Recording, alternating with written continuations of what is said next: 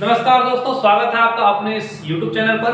दोस्तों सबको पता है कि अवकलन करते समय हम क्या करते हैं, d बटा dx लिखते हैं। और जब समाकलन करते हैं तो समाकलन करते वक्त ऐसे करके हम इंटीग्रेशन का चिन्ह बनाते हैं और यहाँ पर एक फंक्शन को लिखकर सामने dx लिखा जाता है। तो ये dx गुणा के रूप में सामने लिखा जाता है और ये dx भाग के रूप में लिखा जाता है। ऐसा क्यों होता है?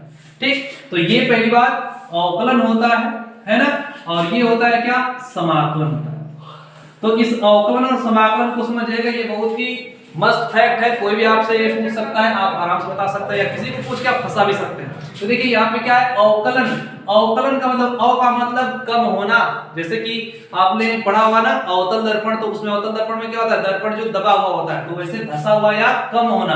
तो हम जब किसी फलन के कम होने के बारे में पढ़ते हैं, यानी कि उसकी कमी के बारे में गणना करते हैं, तो वो आपका क्या होता है, अवकलन।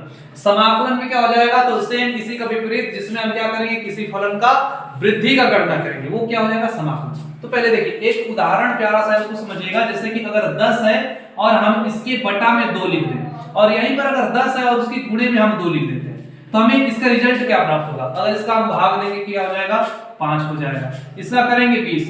इनके रिजल्ट में आपको क्या अंतर लग रहा है, 10 से ये कम हो गया और 10 से ये ज्यादा हो गया, है ना। तो कहने का मतलब कि यहाँ पर हमने 2 से गुणा किया, यहाँ पर 2 से भाग किया। तो सिंपल सी बात अभी आपको बताया कि अवकलन में हम क्या फलनों की कमी के बारे में पढ़ते हैं। तो जब कमी करना होगा तो हम हमेशा बटा में लगाएंगे।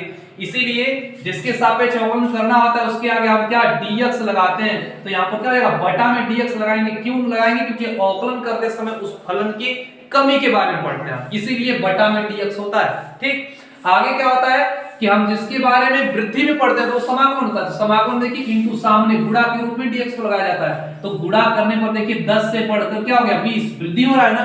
तो उसी तरीके से फलन की वृद्धि को पता करने के लिए हम dx को आगे लगाते हैं। ठीक, अगर ये वीडियो आपको अच्छा लगा हो तो एक बार इसको लाइक कर दीजिएगा, अपने फ्रेंडों तक